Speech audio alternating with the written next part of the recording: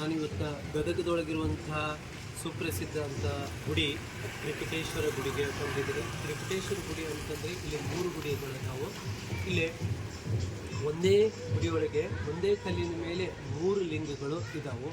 ಅಷ್ಟೇ ಅಲ್ಲದೆ ಇಲ್ಲಿ ಸೂರ್ಯನಾರಾಯಣ ದೇವರಿದೆ, ಹಾಗೆ ಶ್ರೀ ಸರಸ್ವತಿ, ಸಾವಿತ್ರಿ, ಗಾಯತ್ರಿ, ಸೊ ಹಾಗೆ ಗಣಪತಿ ದೇವಸ್ಥಾನವೂ ಐತಿ. ಇವೆಲ್ಲನೂ ನೋಡ್ಕೊಂಡು ಬರೋಣ ಅಂತ ಬನ್ನಿ.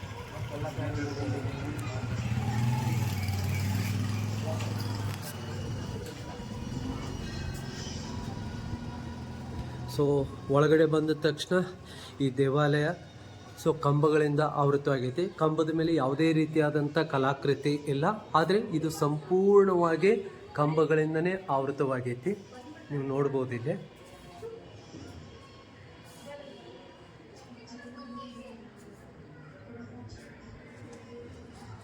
ಬರೀ ಹೋಗೋಣ.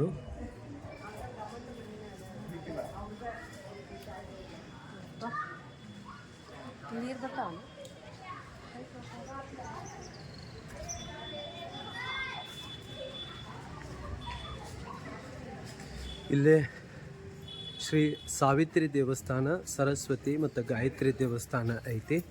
ಇದನ್ನು ನಾನು ನಿಮಗೆ ತೋರಿಸ್ತೀನಿ.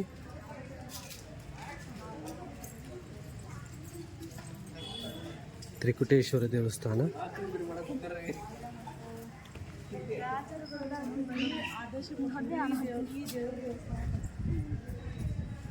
ನಮ್ಮಲ್ಲಿ ಸಾಕಷ್ಟು ದೇವಸ್ಥಾನಗಳು ಸಿಗ್ತಾವೆ, ಆದರೆ ಸರಸ್ವತಿ ದೇವಸ್ಥಾನ ಬಹಳ ಅಪರೂಪವಾದಂಥ ದೇವಸ್ಥಾನ. ಇಲ್ಲಿ ಕಾಣ್ತಿದೆಯಲ್ಲ, ಇದು ಸರಸ್ವತಿ ದೇವಸ್ಥಾನ. ಆದರೆ ಈ ದೇವಸ್ಥಾನ ಏನಾಗಿದೆಪ್ಪ ಅಂತಂದರೆ ಹಳೆಯ ಕಾಲದಲ್ಲಿ, ಅಂದರೆ ರಾಜರ ಕಾಲದಲ್ಲೇ ಭಗ್ನಗೊಂಡೈತಿ. ಹೀಗಾಗಿ ಇಲ್ಲಿ ಯಾವುದೇ ರೀತಿಯಾದಂಥ ಪೂಜೆ ಮಾಡೋದಿಲ್ಲ. ನಿಮಗೆ ಒಳಗಡೆ ಸರಸ್ವತಿ ದೇವಿಯನ್ನು ತೋರಿಸ್ತೀನಿ. ಹಾಗೆ ಈ ಕಂಬಗಳು ಅತ್ಯಂತ ಕಲಾಕೃತಿಗಳಿಂದ ಕೂಡಿದವು. ಮೊದಲು ನಾವು ತ್ರಿಕುಟೇಶ್ವರ ದೇವಸ್ಥಾನ ನೋಡೋಣ. ಈ ಗುಡಿಯ ಎದುರುಗಡೆನೆ, ಅಂದರೆ ಇಲ್ಲೇ ಎದುರುಗಡೆನೆ ಸೂರ್ಯನಾರಾಯಣ ಮತ್ತು ತ್ರಿಕುಟೇಶ್ವರ ದೇವಾಲಯಗಳು ಇದಾವೆ. ಸೊ ಇದು ನಾನು ಹೇಳಿದ ಹಾಗೆ ಕಂಬಗಳಿಂದ ಆವೃತವಾಗಿರುವಂಥದ್ದು. ಸೊ ಇದು ಬಹಳ ಚಾಲುಕ್ಯರ ಕಾಲದಲ್ಲಿ ನಿರ್ಮಾಣವಾಗಿರುವಂತಹ ದೇವಾಲಯ. ಹಾಗೆ ಅಮರಶಿಲ್ಪಿ ಜಕಣಾಚಾರ್ಯ ಕೆತ್ತನೆ ಮಾಡಿರುವಂತಹ ದೇವಸ್ಥಾನ. ಇಲ್ಲಿ ಕಂಬಗಳೊಳಗೆ ಕೆಲವೊಂದಿಷ್ಟು ಕಂಬಗಳೊಳಗೆ ಅದ್ಭುತವಾದಂಥ ಕಲಾಕೃತಿಗಳು ಇದಾವೆ. ಕೆಲವೊಂದಿಷ್ಟಲ್ಲಿ ಕೇವಲ ಹಾಗೆ ಸಾಮಾನ್ಯವಾಗಿ ಬಿಟ್ಟಿದ್ದಾರೆ, ಯಾವುದೇ ಒಂದು ಕೆತ್ತನೆಗಳು ಇಲ್ಲ. ಸೊ ಇಲ್ಲಿ ನೀವು ಎದುರಿಗೆ ನೋಡ್ತಿರ್ಬೋದು, ದೊಡ್ಡದಾದಂಥ ನಂದಿ ಇದೆ. ಆ ನಂದಿ ಮೇಲೇ ಸೂರ್ಯನಾರಾಯಣ, ಅಂದರೆ ಅಲ್ಲಿ ಹಿಂದುಗಡೆ ಇರುವಂಥದ್ದು ಸೂರ್ಯನಾರಾಯಣ ದೇವಸ್ಥಾನ. ಆಮೇಲೆ ನೀವು ಇಲ್ಲಿ ಇದರ ಎದುರುಗಡೆನೆ ನೀವು ನೋಡ್ತಾ ಇರುವುದು ತ್ರಿಕುಟೇಶ್ವರ ದೇವಸ್ಥಾನ. ಅಂದರೆ ಒಂದೇ ಕಲ್ಲಿನ ಮೇಲೆ 3 ಲಿಂಗಗಳನ್ನು ನಿರ್ಮಾಣ ಮಾಡಿದ್ದಾರೆ. ಅಲ್ಲಿನೂ ಸಹ ಒಂದು ನಂದಿ ಇದೆ, ನೋಡ್ಬೋದು. ಇಲ್ಲಿ ಸೂರ್ಯನಾರಾಯಣ ಅದಕ್ಕೆ ಮುಖ ಮಾಡಿಲ್ಲ, ಅಂದರೆ ತ್ರಿಕುಟೇಶ್ವರನಿಗೆ ಮುಖ ಮಾಡಿ ಇಲ್ಲೇ ನಂದಿಯನ್ನು ನಿರ್ಮಿಸಲಾಗೈತಿ. ಮೊದಲು ನಾವು ಸೂರ್ಯನಾರಾಯಣನ ನೋಡ್ಕೊಂಡು ಬರೋಣ.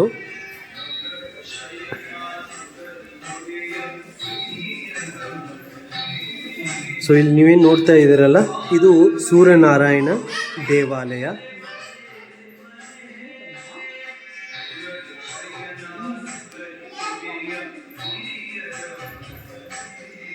ಈ ಸೂರ್ಯನಾರಾಯಣ ಎದುರುಗಡೆನೆ ಏನಿದೆಪ್ಪ ಅಂತಂದರೆ ತ್ರಿಕುಟೇಶ್ವರ ದೇವಾಲಯ ಐತಿ.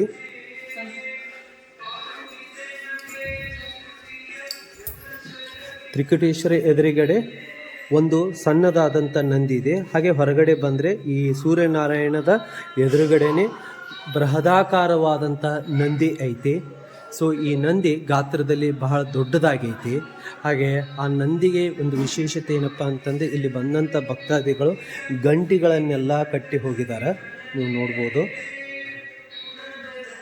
ಈ ನಂದಿ ಏನಿದೆಯಲ್ಲ, ಇದು ಬಹಳ ದೊಡ್ಡದ ಆಕಾರದಲ್ಲಿ ಐತಿ. ಇದು ಬೃಹದಾಕಾರವಾಗೈತಿ. ಸಾಮಾನ್ಯವಾಗಿ ಶಿವಲಿಂಗಗಳ ಮುಂದೆ ನಂದಿ ಇರುವುದು ಸಾಮಾನ್ಯ, ಯಾಕಂದರೆ ಶಿವನ ಒಂದು ವಾಹನ ನಂದಿ. ಆದರೆ ಅಷ್ಟೊಂದು ದೊಡ್ಡ ಪ್ರಮಾಣದಲ್ಲಿ ಇರೋದಿಲ್ಲ. ಆದರೆ ಇಲ್ಲಿ ತ್ರಿಕುಟೇಶ್ವರನ ಮುಂದೆ ಏನಾಗಿದೆಪ್ಪ ಅಂತಂದರೆ 3 ನಂದಿಗಳು, ಅಂದರೆ ಒಂದು ದೊಡ್ಡ ನಂದಿ ಇದೆ. ಇಲ್ಲೇ ನೀವೇನು ನೋಡ್ತಾ ಇದ್ದೀರಲ್ಲ, ನಂದಿ ಗರ್ಭಗುಡಿಯ ಮುಂದೆ ಇರುವಂತಹ ಒಂದು ನಂದಿ.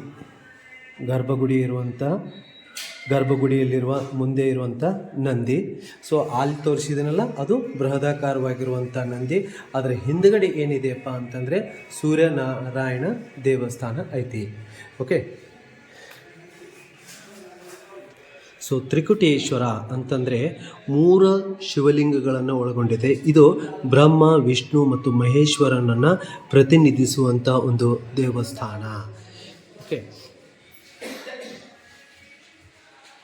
ಸೊ ಈ ದೇವಾಲಯದ ಮೇಲೆ ನೀವು ನೋಡ್ಬೋದು ಸುಂದರವಾದಂತಹ ಕೆತ್ತನೆಗಳು ಇದಾವವು ಮತ್ತು ದೇವರ ವಿಗ್ರಹಗಳನ್ನು ಇಲ್ಲಿ ಕೆತ್ತನೆಯನ್ನು ಮಾಡಿದ್ದಾರೆ. ಇದು ಗಜಲಕ್ಷ್ಮಿ.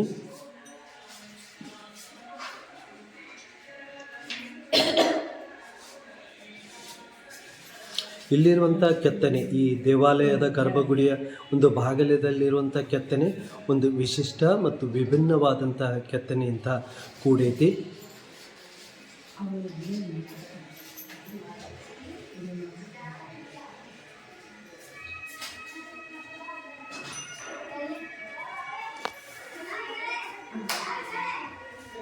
ಓಕೆ, ನಾನು ನಿಮಗೆ ಈಗ ಸರಸ್ವತಿ, ಶಾರದಾ ಮತ್ತು ಗಾಯತ್ರಿ ದೇವಸ್ಥಾನವನ್ನು ತೋರಿಸ್ತೀನಿ.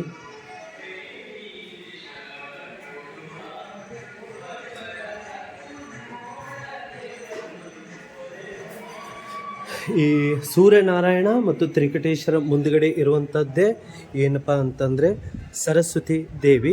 ಈ ಸರಸ್ವತಿ ದೇವಿಯನ್ನು ಹಿಂದಿನ ಕಾಲದಲ್ಲಿ ಭಗ್ನಗೊಳಿಸಲಾಗಿದೆ. ಹೀಗಾಗಿ ಇಲ್ಲಿ ಯಾವುದೇ ರೀತಿಯಾದಂಥ ಪೂಜೆಗಳು ನಡೆಯೋದಿಲ್ಲ. ಸೊ ಈ ದೇವಸ್ಥಾನ ಆರ್ಕಿಯಾಲಜಿಕಲ್ ಡಿಪಾರ್ಟ್ಮೆಂಟ್ ಅವ್ರ ಕಡೆ ಇರೋದರಿಂದ ಸಾಯಂಕಾಲ 5 ಗಂಟೆ ಅಂತಂದರೆ ಕ್ಲೋಸ್ ಮಾಡಿಬಿಡ್ತಾರೆ. ಆದರೂ ನಿಮಗೆ ತೋರಿಸ್ಲಿಕ್ಕೆ ಒಂದು ಪ್ರಯತ್ನವನ್ನು ಮಾಡ್ತೀನಿ. ಇಲ್ಲೇ ನೀವು ನೋಡ್ತಾ ಇದ್ದೀರಲ್ಲ, ಇದು ಸರಸ್ವತಿಯ ಒಂದು ದೇವಿ. ಇದನ್ನು ಹಿಂದಿನ ಕಾಲದಲ್ಲಿ ಭಗ್ನಗೊಂಡೈತಿ, ಅಂದರೆ ವಿರೂಪಗೊಳಿಸಿದ್ದಾರೆ. ಆ ಕಾರಣದಿಂದ ಇಲ್ಲಿ ಯಾವುದೇ ರೀತಿಯಾದಂಥ ಪೂಜೆಯನ್ನು ಮಾಡೋದಿಲ್ಲ.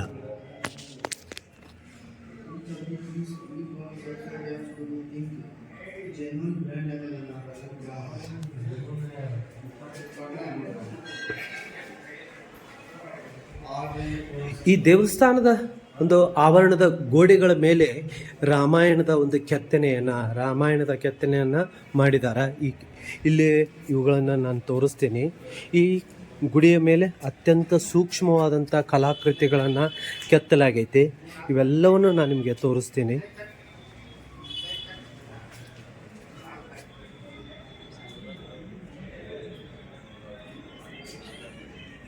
ಇವೆಲ್ಲವೂ ಅತ್ಯಂತ ಸುಂದರವಾಗಿ ಕೆತ್ತನೆಯನ್ನು ಮಾಡಲಾಗಿದೆ. ಅಮರಶಿಲ್ಪಿ ಜಕಣಾಚಾರ್ಯ ಅವರಿಂದ ಇದು ನಿರ್ಮಿತವಾದಂತಹ ದೇವಸ್ಥಾನ.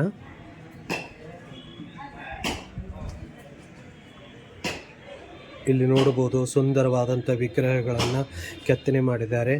ಇದು ನಮ್ಮ ಪೂರ್ವಜರು ವಾಸ್ತುಶಿಲ್ಪದಲ್ಲಿ ಎಷ್ಟು ಪರಿಣಿತಿಯನ್ನು ಹೊಂದಿದ್ರು ಅನ್ನೋದನ್ನು ನಮಗೆ ತಿಳಿಸ್ತೈತಿ.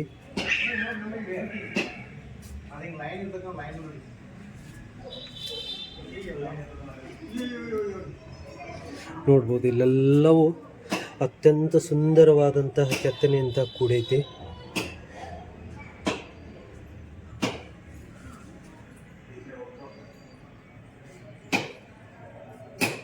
ನೋಡ್ಬೋದು ಇವರ ಕೈಯಲ್ಲಿ ಅರಳಿರುವಂಥ, ನಮ್ಮ ಪೂರ್ವಜರ ಕೈಯಲ್ಲಿ ಅರಳಿರುವಂಥ ಸುಂದರವಾದಂಥ ಕಲಾ ಕೆತ್ತನೆಗಳು ಇವೆಲ್ಲವೂ.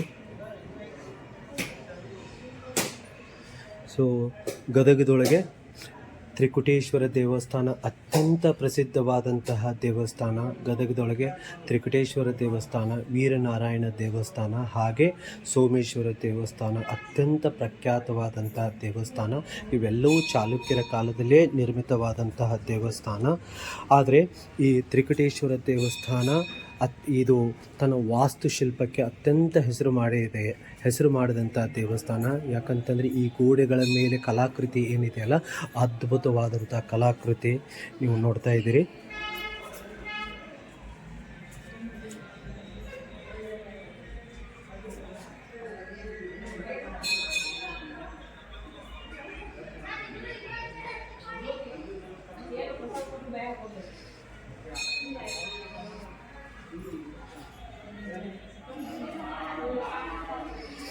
ನೋಡ್ಬೋದು ಇಲ್ಲಿ ಯಾವ ರೀತಿ ದೇವರುಗಳನ್ನು ಕೆತ್ತನೆ ಮಾಡಿದ್ದಾರೆ. ಇವೆಲ್ಲವೂ ಸೂಕ್ಷ್ಮವಾದಂತಹ ಕೆತ್ತನೆಗಳು.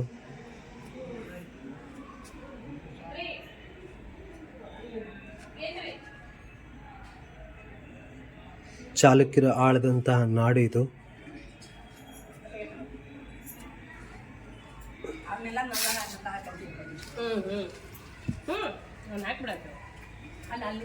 ಇವೆಲ್ಲ ಕೆತ್ತನೆಗಳು ರಾಮಾಯಣ ಮಹಾಭಾರತದೊಳಗಿನೂ ಸಹ ಉಲ್ಲೇಖ ಮಾಡಿದ್ದಾರೆ. ನೋಡ್ಬೋದು ಒಟ್ಟಾರೆಯಾಗಿ 3 ಸಾಲುಗಳು ಇದ್ದಾವೆ. ಇದು 1ನೇ ಸಾಲು, ಇದು 2ನೇ ಸಾಲು, ಇದು 3ನೇ ಸಾಲು. ಸೊ 3ನೇ ಸಾಲಿನಲ್ಲಿ ಕೆತ್ತನೆಗಳು ಇದ್ದಾವೆ. ಆದರೆ ಮೊದಲು ಮತ್ತು 2ನೇ ಸಾಲಿಗೆ ಹೋಲಿಸಿ ನೋಡಿದ್ರೆ 3ನೇ ಸಾಲಿನಲ್ಲಿ ಕೆತ್ತನೆಗಳು ಅತ್ಯಂತ ಕಡಿಮೆ ಇದ್ದಾವೆ. ಅತಿ ಹೆಚ್ಚು ಕೆತ್ತನೆಗಳು 1ನೇ ಸಾಲು. ಈಗ ನೀವೇನು ನೋಡಾತ್ತಿರಲ್ಲ, ಇದು 1ನೇ ಸಾಲು, ಇದು 2ನೇ ಸಾಲು. ಅತಿ ಹೆಚ್ಚು ಕೆತ್ತನೆಗಳು ಕಂಡುಬರುವಂಥದ್ದು 1ನೇ ಸಾಲು ಮತ್ತು 2ನೇ ಸಾಲಿನಲ್ಲಿ.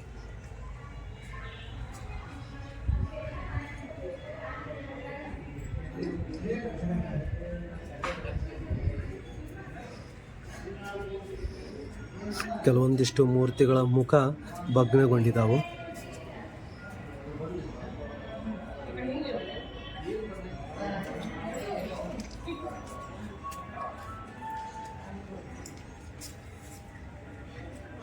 ತ್ರಿಕೂಟೇಶ್ವರ ದೇವಸ್ಥಾನ ಪ್ರವಾಸಿಗರ ಒಂದು ತಾಣ.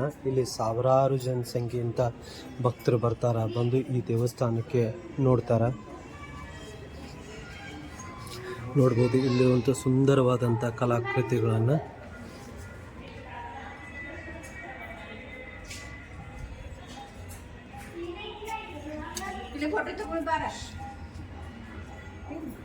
ಹೇಳಿದ್ನಲ್ಲ ನಿಮಗೆ, 1ನೇ ಮತ್ತು 2ನೇ ಸಾಲಿನಲ್ಲಿ ಅತಿ ಹೆಚ್ಚು ಕಲಾಕೃತಿಗಳನ್ನು ನಾವು ಇಲ್ಲಿ ನೋಡಬಹುದು.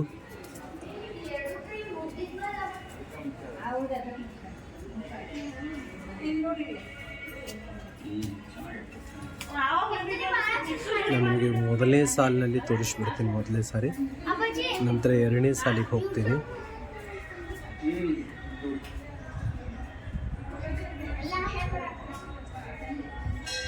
ನೋಡ್ಬೋದು ಇಲ್ಲಿರುವಂಥ ಸುಂದರವಾದಂಥ ಕೆತ್ತನೆಗಳನ್ನು.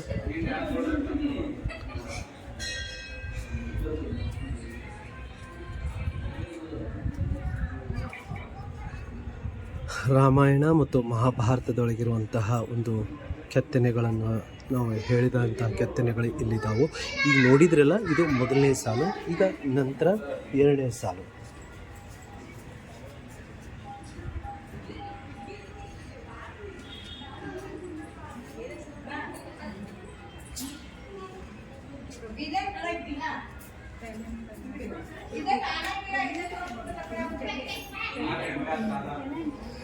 ನೆಕ್ಸ್ಟು ಇಲ್ಲಿ ನೋಡ್ಬೋದು ನೀವು, ಈ ಕಡೆಯೂ ಸಾಕಷ್ಟು ಕಲಾಕೃತಿಗಳು ಇದ್ದಾವೆ.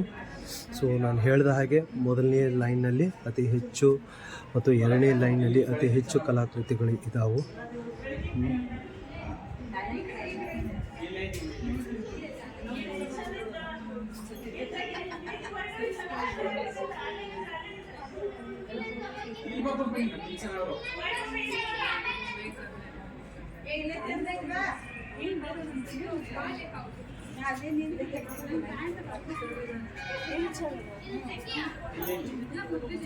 ಸೊ ಬಹುಶಃ ಇದು ಆನೆ ಇರ್ಬೋದು. ಇಲ್ಲೇ ನಿಂತ್ರೆ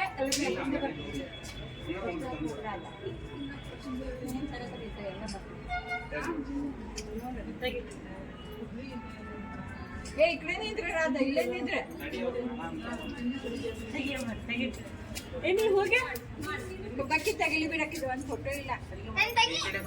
ಬಿಡಿ ಬಾರ ಆಮೇಲೆ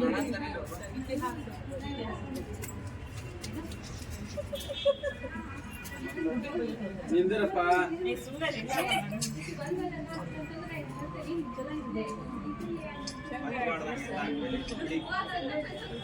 ನಾನು ಆಲ್ರೆಡಿ ಹೇಳಿದ ಹಾಗೆ ಈ ದೇವಸ್ಥಾನಕ್ಕೆ ಸಾಕಷ್ಟು ಜನರು ಬರ್ತಾರೆ, ಬಂದು ಇಲ್ಲಿ ದೇವಸ್ಥಾನವನ್ನು ನೋಡ್ತಾರೆ, ನೋಡಿ ಇಲ್ಲಿ ನಿಂತು ಫೋಟೋವನ್ನು ಸಹ ತೆಗೆಸ್ಕೊಡ್ತಾರೆ. ಸೊ ಇನ್ನೂ ಕಲಾಕೃತಿ ಮುಗಿದಿಲ್ಲ, ಇನ್ನೂ ಕಲಾಕೃತಿ ಇದೆ. ಇಲ್ಲೊಂದು ಮಗು ಫೋಟೋ ತೆಗೆಸ್ಕೊಡ್ತಾ ಇದೆ ಅವ್ರ ಪಾಲಕರ ಜೊತೆ ಬಂದು. ನಿಮಗೆ ಇಲ್ಲಿ ರಾವಣನ ಒಂದು ವಿಗ್ರಹವನ್ನು ಸಿಗ್ತೈತಿ.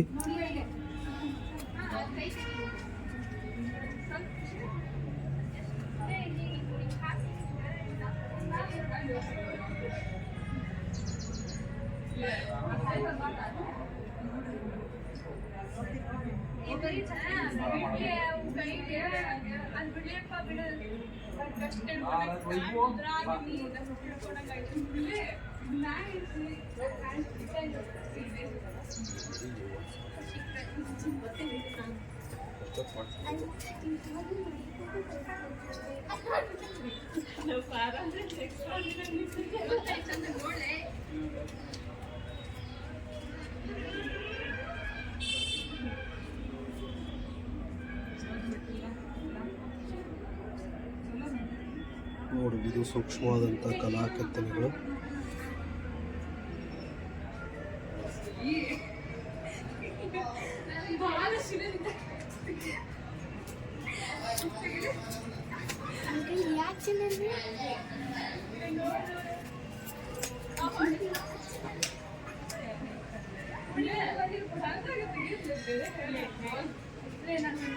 ಓಕೆ, ಇಲ್ಲೇ ಇದೇ ಆವರಣದೊಳಗೆ ಒಂದು ಹೊಂಡನೂ ಸಹ ಐತಿ. ನಿಮಗೆ ಆ ಹೊಂಡನೂ ತೋರಿಸ್ತೀನಿ. ಇನ್ನು ಇಲ್ಲಿ ಗುಡಿ ಕಂಪ್ಲೀಟ್ ಆಗಿಲ್ಲ. ಇದ್ರ ಮೇಲಿಂತನೂ ನಾವು ಇಲ್ಲಿ ಕೆತ್ತನೆ ನೋಡಬಹುದು. ಬೇರೆ ಬೇರೆ ಆದಂಥ ಕೆತ್ತನೆ ಐತಿ.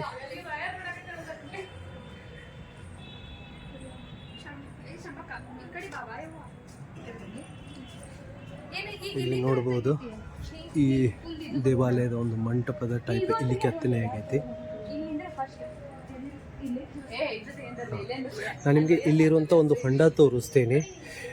ಆ್ಯಕ್ಚುಲಿ ಇದು ತುಂಬ ಆಳವಾಗೈತಿ, ಹೀಗಾಗಿ ಒಳಗಡೆ ಹೋಗಲಿಕ್ಕೆ ಪರ್ಮಿಷನ್ ಇಲ್ಲ. ಸೊ ನಾವು ಮೇಲಿಂದನೇ ನೋಡ್ಬೋದು. ಓಕೆ, ಈ ಹೊಂಡದ್ದು ಏನು ಇನ್ಫಾರ್ಮೇಷನ್ ಇದೆ ಒಂದು ಸ್ವಲ್ಪ ನೋಡೋಣಂತ. ಇಲ್ಲಿ ಕಡೆ ಬರೆದಿದ್ದಾರೆ. ಇದಕ್ಕೆ ಏನಾದರೂ ಪರ್ಟಿಕ್ಯುಲರಾಗಿ ಹೆಸರು ಕೊಟ್ಟಿದ್ದಾರಾ ಏನು ಅನ್ನೋದನ್ನು ನೋಡೋಣಂತೆ.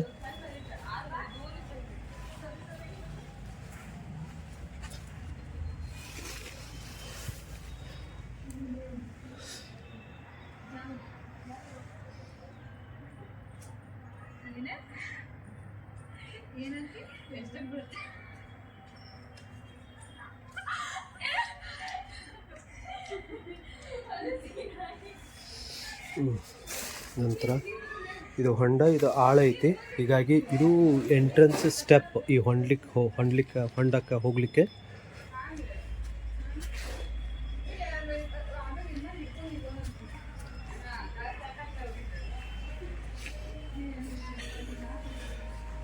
ತಳಗಡೆ ಮಟ್ಟ ಹೋಗಿ ಬರೋಣ ಹೊಂಡಕ್ಕೆ.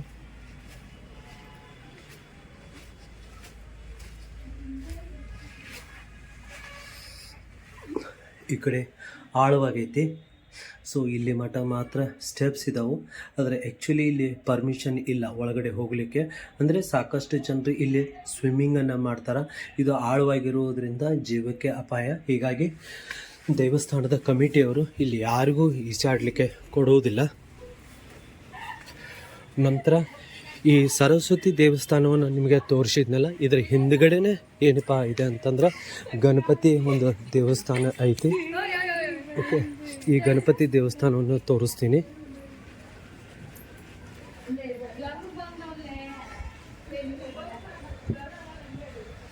ಸೊ ಈಗೇನು ನೋಡತ್ತೀರಲ್ಲ ನೀವು, ಸರಸ್ವತಿ ದೇವಸ್ಥಾನದ ಇದು ಗುಡಿ. ಸೊ ಇಲ್ಲೇನು ಕಾಣ್ತಾ ಇದೆಯಲ್ಲ, ಇದು ಗಣಪತಿ ಗುಡಿ.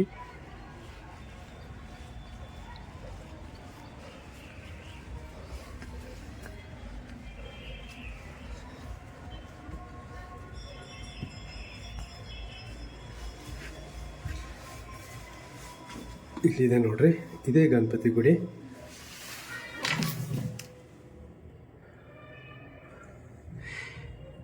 ಇದೇ ದೇವಾಲಯದ ಆವರಣದೊಳಗೆ ಐತಿ.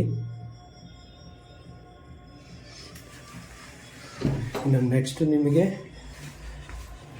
ಸರಸ್ವತಿ, ಗಾಯತ್ರಿ ಮತ್ತು ಸಾವಿತ್ರಿ ಅಥವಾ ಶಾರದಾ ದೇವಿ ಗುಡಿನ ತೋರಿಸ್ತೀನಿ.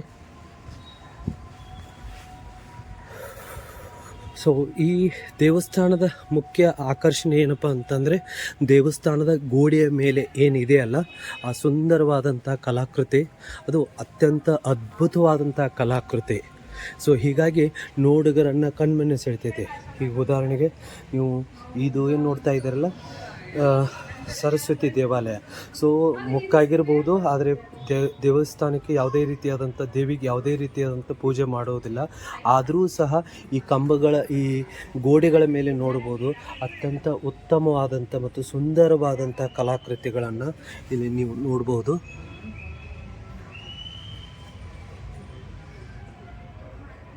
ಈ ದೇವಾಲಯ ಒಂದು ರೀತಿ ಯಾವ ರೀತಿ ಅಂತಂದರೆ ಬೇಲೂರು ಹಳೆಬೀಡು ನೋಡಿದ ಹಾಗೆ ಆಗ್ತೈತಿ. ಅಷ್ಟೊಂದು ಕಲಾಕೃತಿಗಳು ಸೂಕ್ಷ್ಮ ಕೆತ್ತನೆಯಿಂದ ಕೂಡಲಾಗೈತಿ. ಓಕೆ, ಸೊ ಈ ದೇವಸ್ಥಾನವನ್ನು ನೀವು ಒಂದು ಸಲ ನೋಡಿದರೆ, ನಾವು ಈ ಗದಗದಲ್ಲಿರುವಂಥ ತ್ರಿಕುಟೇಶ್ವರ ದೇವಸ್ಥಾನದೊಳಗದೇವೋ ಅಥವಾ ಬೇಲೂರು ಹಳೆಬೀಡು ಅಲ್ಲಿರುವಂಥ ದೇವಸ್ಥಾನದೊಳಗಿದ್ದೇವೆ ಅನ್ನುವಂಥದ್ದು ಕನ್ಫ್ಯೂಸ್ ಆಗ್ತದೆ. ಯಾಕೆ ಕನ್ಫ್ಯೂಸ್ ಈ ರೀತಿ ಆಗ್ತದಪ್ಪ ಅಂತಂದರೆ, ಇಲ್ಲಿರುವಂಥ ಕಲಾಕೃತಿಗಳು ಸ್ಪೆಷಲಿ ಸೂಕ್ಷ್ಮವಾದಂಥ ಕೆತ್ತನೆಗಳು, ಅಲ್ಲಿಯೂ ಅದೇ ರೀತಿಯಾದಂಥ ಕೆತ್ತನೆಗಳು ಇದ್ದಾವೆ, ಇಲ್ಲಿಯೂ ಅದೇ ರೀತಿಯಾದಂಥ ಕೆತ್ತನೆಗಳು ಇದ್ದಾವೆ. ನಮ್ಮ ಚಾಲುಕ್ಯರ ಒಂದು ವಾಸ್ತುಶಿಲ್ಪ ಏನಾಗಿದೆಪ್ಪ ಅಂತಂದರೆ, ಕರ್ನಾಟಕ ಇತಿಹಾಸ ಆಗಿರಬಹುದು ಅಥವಾ ಭಾರತದ ಇತಿಹಾಸಕ್ಕೆ ಇವರ ಕೊಡುಗೆ ಅತ್ಯಂತ ಅಮೋಘ ಮತ್ತು ಅಭೂತಪೂರ್ವವಾಗೈತಿ.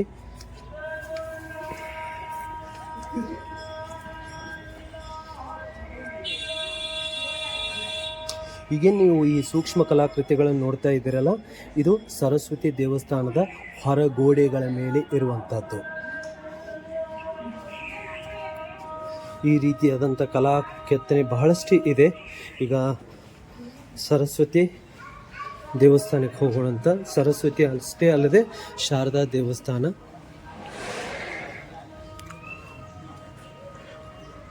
ನಾನು ನಿಮಗೆ ಇಲ್ಲಿ ಒಳಗಡೆ ಕರ್ಕೊಂಡು ಹೋಗ್ತೇನೆ. ಇಲ್ಲಿ ನೀವು ಮೇಲ್ಗಡೆ ಬರೆದಿದ್ದಾರೆ, ಶ್ರೀ ಸಾವಿತ್ರಿ, ಶ್ರೀ ಸರಸ್ವತಿ, ಶ್ರೀ ಗಾಯತ್ರಿ ದೇವಸ್ಥಾನ. ಈ ದೇವಸ್ಥಾನದ ಒಳಗಡೆ ಹೋಗೋಣ. ಅರ್ಚಕರು ಕರೀತಾ ಇದ್ದಾರೆ.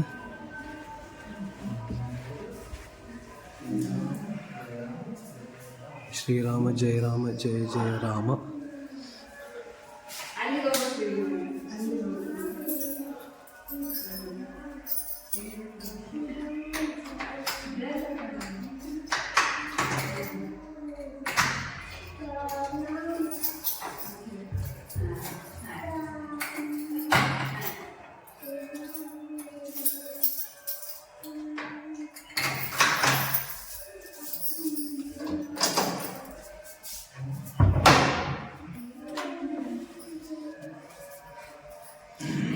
ಇದು ಯಾವ ದೇವರು? ಸರಸ್ವತಿ ದೇವಿ. ಓಕೆ, ಸೊ ಆಗಲೇ ನೋಡಿದ್ರಲ್ಲ, ಅದು ಸರಸ್ವತಿ ಏನಾಗಿದೆ, ವಿರೂಪಗೊಂಡಿರುವಂಥದ್ದು. ಅಲ್ಲಿ ಯಾವುದೇ ರೀತಿಯಾದಂಥ ಪೂಜೆ ನಡೆಯೋದಿಲ್ಲ. ಆದರೆ ಪಕ್ಕದಲ್ಲೇ ಸರಸ್ವತಿ, ಗಾಯತ್ರಿ ಮತ್ತು ಶಾರದಾ ಈ ದೇವಸ್ಥಾನ, ಮತ್ತೊಂದು ದೇವಸ್ಥಾನ ಐತಿ. ಇಲ್ಲಿ ಎಲ್ಲ ರೀತಿಯಾದಂಥ ಸಕಲ ಪೂಜೆಗಳು ನಡೀತಾ ಇದೆ. ಇಲ್ಲಿ ನೀವು ಏನು ನೋಡಕತ್ತೀರಲ್ಲ, ಇದು ಸರಸ್ವತಿ ದೇವಿ.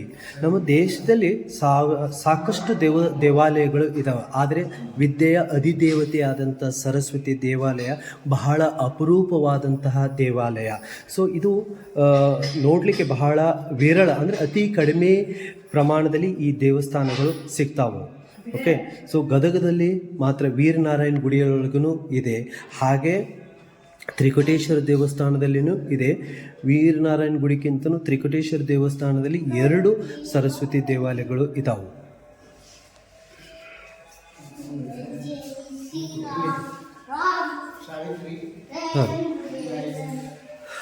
ಸಾವಿತ್ರಿ ಪ್ರಸನ್ನ ಅಂದರೆ ಇದು ಸಾವಿತ್ರಿ ದೇವಿ.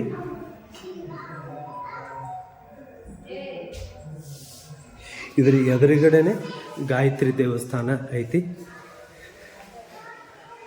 ಗಾಯತ್ರಿ ಪ್ರಸನ್ನ.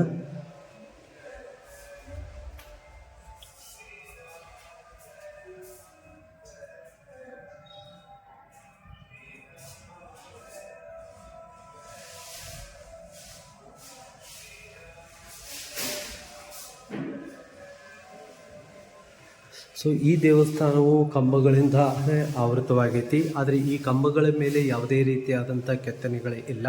ಸೊ ಈ ದೇವಸ್ಥಾನದ ವಿಶೇಷತೆ ಏನಪ್ಪ ಅಂತಂದರೆ, ಸಾಮಾನ್ಯವಾಗಿ ಬೇರೆ ದೇವಸ್ಥಾನಗಳಿಗೆ ಹೋಲಿಕೆ ಮಾಡಿ ನೋಡಿದರೆ ಕಂಬಗಳ ಮೇಲೆ ಕೆತ್ತನೆಗಳು ಸಾಕಷ್ಟು ಇರ್ತವೆ.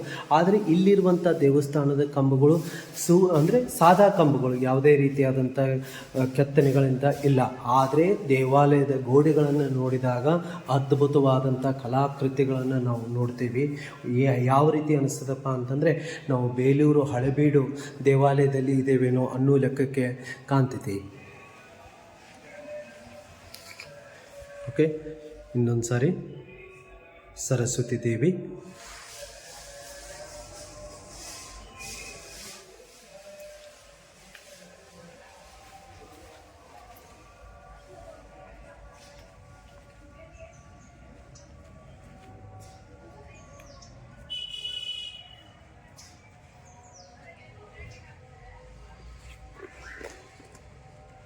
ಸೊ ನೋಡಿದ್ರಲ್ಲ, ನಾನು ಇನ್ನೊಂದಿಷ್ಟು ಮಾಹಿತಿಯನ್ನು ಹೇಳ್ತೀನಿ ನಿಮಗೆ.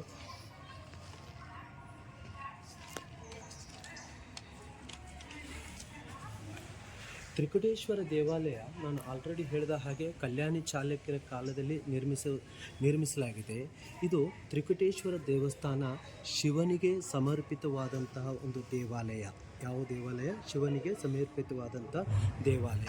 ತ್ರಿಕುಟೇಶ್ವರ ಅಂತಂದರೆ ಒಂದೇ ಕಲ್ಲಿನ ಮೇಲೆ 3 ಲಿಂಗಗಳನ್ನು ನೀವು ಅಳವಡಿಸಲಾಗಿದೆ. ನಿಮಗೆ ಒಳಗಡೆ ನಾನು ತೋರಿಸಿದೆ. ಹಾಗೆ ಈ ದೇವಸ್ಥಾನದಲ್ಲಿ ಸರಸ್ವತಿಗೂ ಸಮರ್ಪಿತವಾದಂತಹ ದೇವಾಲಯವಾಗಿದೆ ಅಂತಂದರೆ ನಿಮ್ಗೆ ಅಲ್ಲಿ ತೋರಿಸಿದ್ನಲ್ಲ.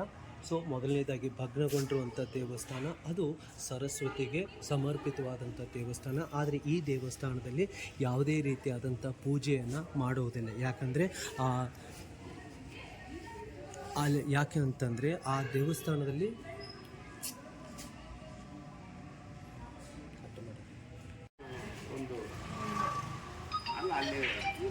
ತ್ರಿಕುಟೇಶ್ವರ ದೇವಾಲಯ ಕಲ್ಯಾಣಿ ಚಾಲುಕ್ಯರ ಕಾಲದಲ್ಲಿ ನಿರ್ಮಿತವಾದಂತಹ ದೇವಾಲಯ. ತ್ರಿಕುಟೇಶ್ವರ ದೇವಾಲಯ ಹೆಸರೇ ಹೇಳ್ತಿರೋ ಹಾಗೆ ತ್ರಿಕೂಟೇಶ್ವರ ಅಂದರೆ ಒಂದೇ ಕಲ್ಲಿನ ಮೇಲೆ 3 ಶಿವಲಿಂಗಗಳು ಇದ್ದಾವೆ. ನಾನು ಆಲ್ರೆಡಿ ನಿಮಗೆ ಒಳಗಡೆ ತೋರಿಸಿದ್ದೀನಿ. ಈ ತ್ರಿಕುಟೇಶ್ವರ ದೇವಸ್ಥಾನ ಶಿವನಿಗೆ ಸಮರ್ಪಿತವಾದಂತಹ ಒಂದು ದೇವಸ್ಥಾನ. ಈ ದೇವಸ್ಥಾನದ ಆವರಣದಲ್ಲಿಯೇ ಒಂದು ಸರಸ್ವತಿಗೆ ಸಮರ್ಪಿತವಾದಂತಹ ದೇವಸ್ಥಾನ ಐತೆ. ನಾನು ನಿಮಗೆ ತೋರಿಸಿದ್ನಲ್ಲ, ಅದು ಏನಾಗಿದೆಪ್ಪ ಅಂತಂದರೆ ಭಗ್ನಗೊಂಡೈತಿ ಅಂತಂದರೆ ವಿರೂಪಗೊಂಡೈತಿ. ಹೀಗಾಗಿ ಆ ದೇವಸ್ಥಾನದೊಳಗೆ ಯಾವುದೇ ರೀತಿಯಾದಂಥ ಪೂಜೆ ಪುನಸ್ಕಾರವನ್ನು ನಾವು ಮಾಡುವುದಿಲ್ಲ. ಹಾಗೆ ಪೂರ್ವ ದಿಕ್ಕಿನ ಗರ್ಭಗುಡಿಯಲ್ಲಿ ಬ್ರಹ್ಮ, ಮಹೇಶ್ವರ ಮತ್ತು ವಿಷ್ಣುವನ್ನು ಪ್ರತಿನಿಧಿಸುವಂಥ 3 ಲಿಂಗಗಳು ಇದ್ದಾವೆ. ಅದೇ ತ್ರಿಕುಟೇಶ್ವರ ದೇವಾಲಯ. ಹಾಗೆ ಇದರ ಪಕ್ಕದಲ್ಲಿ ಇನ್ನೊಂದು ದೇವಸ್ಥಾನ ಐತಿ. ಸರಸ್ವತಿ, ಸಾವಿತ್ರಿ ಮತ್ತು ಶ್ರೀ ಗಾಯತ್ರಿ ದೇವಸ್ಥಾನ ಐತಿ. ಇಲ್ಲಿ 3 ದೇವರುಗಳು ಇರೋದರಿಂದ ಇಲ್ಲಿ ಯಾವುದೇ ರೀತಿಯಾದಂಥ ರಿಸ್ಟ್ರಿಕ್ಷನ್ ಇಲ್ಲ. ಇಲ್ಲಿ ಎಲ್ಲ ರೀತಿಯಾದಂಥ ಪೂಜೆಗಳು ನಡೀತಾವೆ. ಹಾಗೆ ಬ್ರಹ್ಮ, ವಿಷ್ಣು, ಮಹೇಶ್ವರ ಒಟ್ಟಾಗಿ ನೆಲೆಸಿರುವಂಥ ದೇವಸ್ಥಾನ ಯಾವುದಪ್ಪ ಅಂತಂದರೆ ತ್ರಿಕುಟೇಶ್ವರ ಅಂತ ದೇವಸ್ಥಾನ. ಇಲ್ಲಿ ನೀವು ಬಂದು ಶತರುದ್ರಾಭಿಷೇಕವನ್ನು ಮಾಡಿಸುವುದರಿಂದ ಏನಾಗ್ತದಪ್ಪ ಅಂತಂದರೆ ನಮ್ಮ ಮನಸ್ಸೊಳಗೆ ನಾವು ಏನೇ ಕೋರಿಕೆಯನ್ನು ಇಟ್ಟರೂ ಸಹ ಏನಾಗ್ತದಪ್ಪ ಅಂತಂದರೆ ಇಲ್ಲಿ ನೇರ್ತೈತಿ. ಹಾಗೆ ಮಕ್ಕಳಾಗದವರು, ಕಂಕಣ ಭಾಗ್ಯ ಇಲ್ಲದವರು, ವಿದ್ಯಾಭ್ಯಾಸ ತೊಂದರೆ, ಇನ್ನೊಂದು ಸಾರಿ ಹೇಳ್ತೀನಿ ನೋಡ್ರಿ ನಿಮಗೆ. ಮಕ್ಕಳಾಗದವರು, ಕಂಕಣ ಭಾಗ್ಯ ಇಲ್ಲದವರು, ವಿದ್ಯಾಭ್ಯಾಸದ ತೊಂದರೆ ಇರುವವರು, ಕೌಟುಂಬಿಕ ಕಲಹಗಳ ಸಮಸ್ಯೆಯಿಂದ ಬಳಲುತ್ತಿರುವಂಥವರು ಏನು ಮಾಡಬೇಕಪ್ಪ ಅಂತಂದರೆ ಈ ಸಾವಿತ್ರಿ, ಸರಸ್ವತಿ ಮತ್ತು ಗಾಯತ್ರಿ ದೇವಸ್ಥಾನಕ್ಕೆ ಬಂದು ಭಕ್ತಿಯಿಂದ ನೀವು ಬೇಡ್ಕೊಂಡ್ರೆ ಇಲ್ಲೇನಾಗ್ತದಪ್ಪ ಅಂತಂದರೆ ಈ ಎಲ್ಲ ಸಮಸ್ಯೆಗಳಿಗೂ ಪರಿಹಾರ ಆಗ್ತೈತಿ. ಈ ಸಾವಿತ್ರಿ, ಸರಸ್ವತಿ, ಗಾಯತ್ರಿ ದೇವಾಲಯಗಳ ಹಿಂದೆ ಗಣೇಶನ ಒಂದು ದೇವಾಲಯವು ಇದೆ. ಹೀಗಾಗಿ ಯಾವುದೇ ಒಂದು ಕೆಲಸ ನಿರ್ವಿಘ್ನದಿಂದ ಅಂದರೆ ಯಾವುದೇ ವಿಘ್ನ ಇಲ್ಲದೆ ಈ ಕೆಲಸ ಇಲ್ಲಿ ನಾವು ಅಂದುಕೊಂಡಂತಹ ಕೆಲಸವು ಆಗ್ತೈತಿ. ಸೊ ಹಾಗಾಗಿ ಇದು ತ್ರಿಕುಟೇಶ್ವರ ದೇವಾಲಯದ ಒಂದು ಮಾಹಿತಿ. ಸೊ ಈ ಮಾಹಿತಿ ನಿಮಗೆ ಇಷ್ಟ ಆಗಿದ್ದರೆ ಒಂದು ಲೈಕ್ ಮಾಡಿರಿ, ಸಬ್ಸ್ಕ್ರೈಬ್ ಮಾಡಿರಿ. ಸೊ ಮತ್ತೊಂದು ದೇವಾಲಯದ ಜೊತೆಗೆ ನಾನು ನಿಮಗೆ ಬರ್ತೀನಿ.